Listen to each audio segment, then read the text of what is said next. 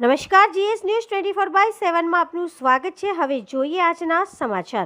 કોંગ્રેસની મહેસાણા હીરાનગર ખાતે જન આશીર્વાદ સભા યોજાઈ। કોંગ્રેસના ઉમેદવાર રામભાઈ ઠાકોરની ઉમેદવારી ફોર્મ ભરવા માટે મહાજનસભા યોજાઈ। આમ આદમી પાર્ટી અને કોંગ્રેસના ગઠબંધન એક સાથે સ્ટેજ ઉપર જોવા મળ્યું।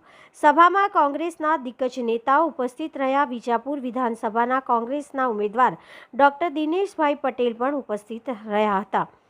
રેલી સ્વરૂપે બહુ મોટી સંખ્યામાં મહેસાણાની જનતાની સાથે કલેક્ટર કચેરી ખાતે ઉમેદવાર પોતે ટ્રેક્ટર ચલાવીને પોતાનું ફોર્મ ભરવા આવ્યા। મહેસાણામાં ફરીથી રામ રાજ્ય થાય તે માટે રામજી ઠાકોર લોકસભા ચૂંટણી લડવા માટે આજે ફોર્મ ભર્યું। રિપોર્ટર રમીલા ભાવસાર, મહેસાણા, ગુજરાત।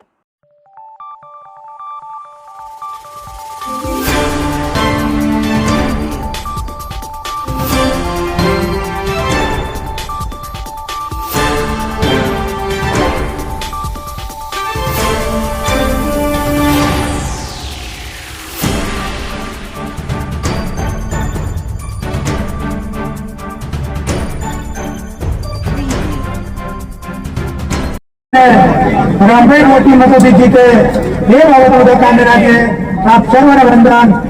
जनता जनार्दनના આશીર્વાદથી લોકોનો પ્રશ્ન બનીને વાત આપીને આજે ઉમેદવારી પત્ર ભરવા આવ્યો। બીજી ખાસ કરીને જ્યારે ઉમેદવારી પત્ર ભરવા આવશે ત્યારે બીજી મુદતમાં ઉમેદવારી પત્ર ભરવામાં કેટલો માનો છો? કારણ કે સમય મહત્વનો 100% અત્યારે હાલ લગભગ 5:30 તો વિજય મુહૂર્ત ચાલતું હોય છે એટલે અમે વિજય મુહૂર્તમાં ફોર્મ ભરીએ છીએ। આપણે બીજી મુદતમાં ફોર્મ ભરશું? હા, 100% ટાઈમ 5 કેટલું માનો છો બીજી મુદતમાં ફોર્મ ભરવા?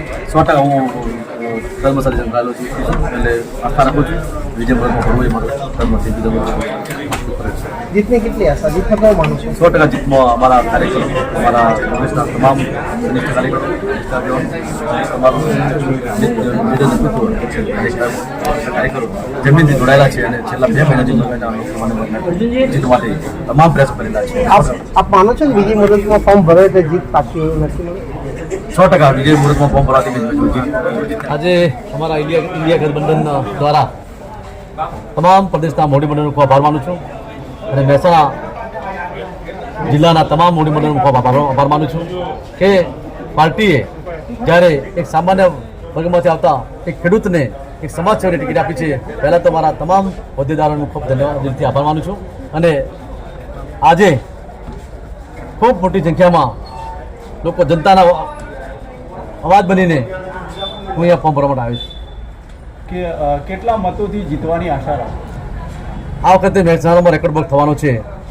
1 લાખથી વધુ મતો જીતવાનો છે। મહેસાણામાં રામ રાજ્ય રહેશે ફરીથી? 100% મહેસાણામાં આ વખતે ખુદ અમારી પાર્ટી રામજીને ઉતારે છે તો 100% રામ રાજ્ય જવાનું છે।